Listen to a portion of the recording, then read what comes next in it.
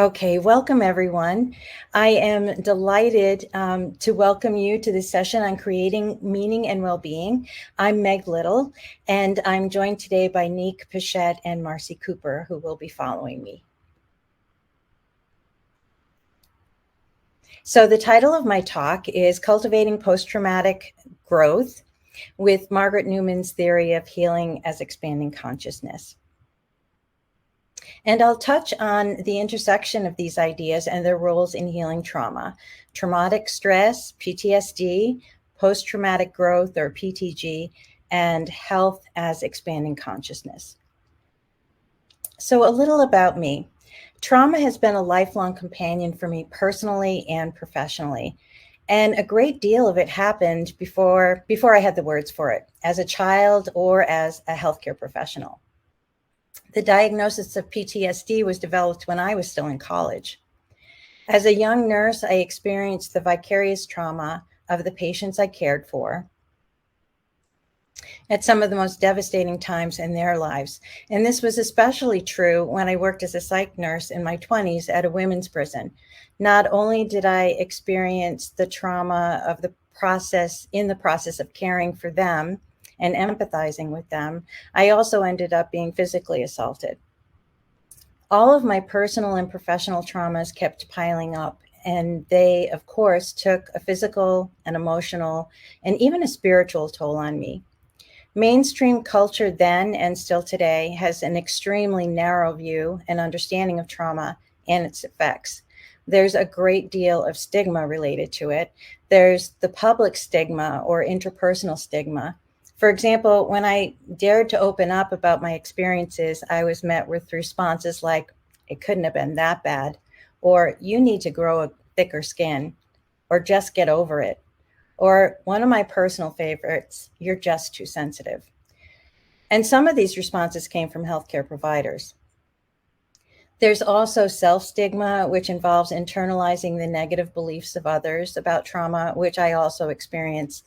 And it definitely delayed my healing. And lastly, there's structural stigma, which occurs when social and institutional policies and practices limit healthcare access for people who need care. I often wonder if the women I cared for in that prison, some of whom are still there more than 3 decades later, if they had gotten the treatment that they needed, if they had had someone to listen to their trauma and take it seriously and facilitate their healing, maybe they wouldn't have ended up there at all. This lack of understanding has kept us personally and collectively in so much denial and pain. But thankfully, there has been some progress. When it comes to trauma, we urgently need a paradigm shift. Resmaa Menakem is one person at the forefront. He's the author of My Grandmother's Hands, which I highly recommend, as well as a few other beautiful books. He says that when something happens to the body that is too much, too fast, or too soon, it overwhelms the body and can create trauma.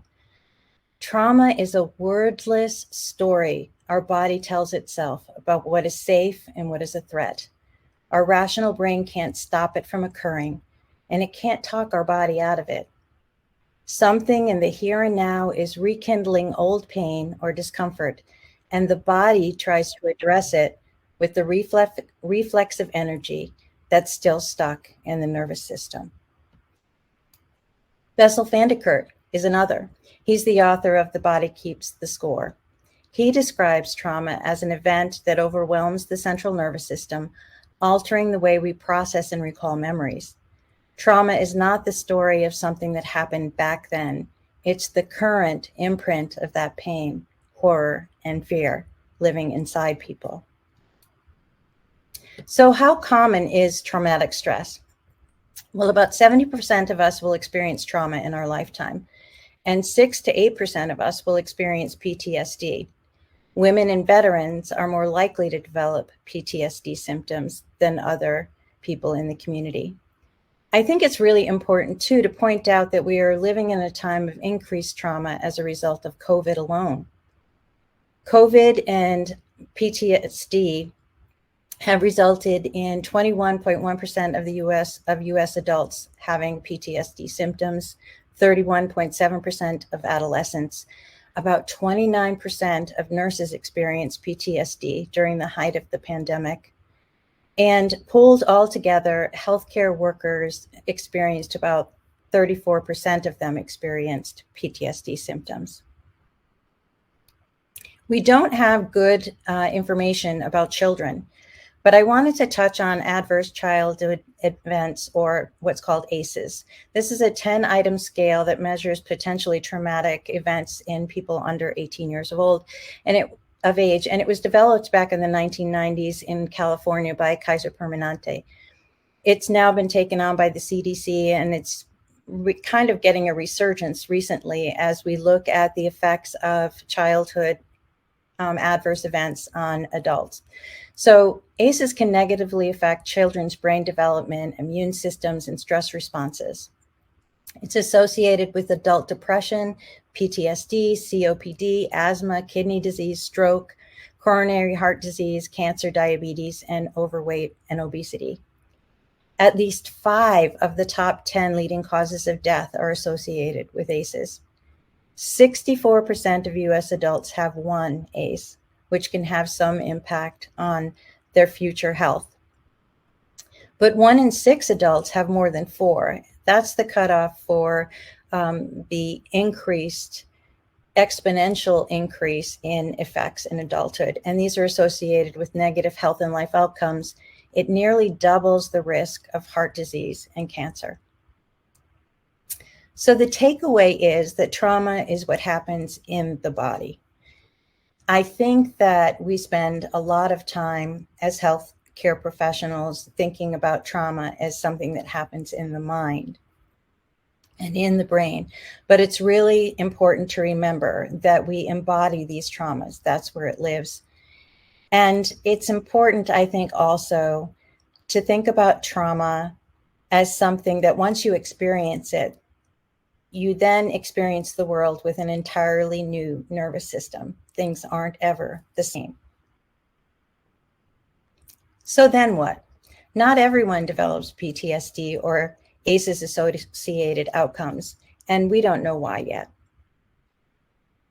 But post-traumatic growth is something that was developed in the 90s by Tedeschi and Calhoun. It's a positive psychological change that's experienced following a struggle with trauma or highly challenging situation. And I think it offers so much hope and so much movement towards recovery, more so than a lot of the traditional approaches, which involve regular therapy and pharmaceuticals as well. So I'd like you to imagine a world where trauma can become a catalyst for profound personal growth. This is the promise of post-traumatic growth. It challenges the traditional view of trauma as solely suffering, a source of suffering. Many people mistakenly assume that PTSD is inevitable and that the only result of trauma, but it's not. Some people experience PTG as a result of trauma or find it as a part of a healing modality. So PTG starts with seeing oneself from a strength-based perspective. It's a shift towards viewing trauma as an injury versus an illness, an injury that can be recovered from. And it shifts us from thinking about what's wrong with me to what's happened with me. It's important to remember that it's not linear and it's not one size fits all. I think it's important to also think about shifts in language. There's a recent study that shows that a shift in language might be beneficial. The study was by Lipov in 2023, and it found that 53% of people surveyed agreed that changing the diagnosis from PTSD to post-traumatic stress injury would increase their hope in finding solutions for their symptoms. And 55% agreed that the name of PTSI would increase the likelihood of them seeking help. There are 5 key domains to post-traumatic growth. The first one is appreciation for life, which includes increased gratitude. We know how gratitude can affect our well-being in a positive way. Altruism, getting involved with helping other people, also has a great effect on post-traumatic growth. having a clear sense of priorities and appreciation for what's good, and relating to others. The second one is improved relationships. Now, one of the predictors of post-traumatic growth is extroversion, which as an introvert, I find a little bit disconcerting. But the point behind saying that is that extroverts are more likely to be out in the community, to be making social connections, and to have those social coping skills that increase post-traumatic growth. So improving relationships includes increasing the sense of belonging, emotional vulnerability, loving, empathetic, supportive, and strong bonds. The third piece is openness to new possibilities, to have new interests, new perspectives, to be adaptable, and to be open to new ways of living and working. And fourth is personal strength. This involves increased resilience, self-reliance, confidence, humility, deepened meaningful narrative of our lives, and more authenticity, more being ourselves. And lastly, spiritual growth or change, which involves deeper development and meaningful beliefs and philosophies of life, deeper levels of awareness, deeper faith, and a clearer purpose. So what does all this have to do with expanding consciousness? Well, in theory, health as expanding consciousness can deepen our understanding and practice of post-traumatic growth. So here are a few of the ideas of Newman's concept and theory. So she believes that disease and non-disease are not opposites, but rather intertwined and bring forth a new concept of health. And this is in direct opposition to what many of us learned in school about this linear, one end being health and one end being illness, and then we slide along this scale in our positioning in terms of whether we're healthy or not healthy. And what I love about her theory is that it's all part of the same ball of wax, right? We are whole human beings, and we wholly experience disease and not disease together. So we shift in this paradigm from viewing trauma, in this case, not as a separate entity, but as a manifestation of the evolving pattern of our person-environment interactions. We shift from a focus on treatment of symptoms to a search for patterns. We shift from viewing trauma and disruption as negative to viewing them as part of a self-organized process of expanding our consciousness. And we shift from viewing the nursing role as addressing the problems of trauma to helping people to get in touch with their own patterns and their own ways of expanding their consciousness. Newman says that the self and the universe are the same, which I think is just such a profound and beautiful way to think of ourselves. And this parallels the domains of post-traumatic growth. Health is the universal process of expanding consciousness in Newman's theory. So what do we mean by that? Well, she says that consciousness is a process of becoming more of oneself, of finding greater meaning in life, of reaching new dimensions of connectedness with others and the world. And this may resound or resonate with you in thinking back on what I previously said about post-traumatic growth. There are so many parallels here. Consciousness is a manifestation of an evolving pattern of person-environment interactions, which I believe is a great approach to deepening the domains of PTG. So after you experience trauma, as I said earlier, you experience the world with an entirely new nervous system. And as the saying goes, no one ever steps in the same river twice. Any form of traumatic event can significantly shatter someone's fundamental assumptions about both themselves and the world around them. I know that I have experienced this personally. The negative impacts on a person can hinder their day-to-day living, their quality of life, and their overall well-being. And here's how Newman describes this process that she borrows from Prigozhin. In the beginning, we have these predictable fluctuations in life, the ups and downs, the regular ones. But then when trauma comes along, we can have a giant fluctuation in our life, and it leads to a period of disorganization, unpredictability, and uncertainty. And sometimes we can get stuck there. And personally and professionally, early on, I did get stuck there because I didn't have the tools. And frankly, the tools weren't really available. And there wasn't enough attention on trauma to be able to move out of this state of disarray with any ease or with any quickness. But when that does happen, and we do have the tools, then we're able to elevate, to emerge in a new order and a higher level of organization and a higher level of consciousness.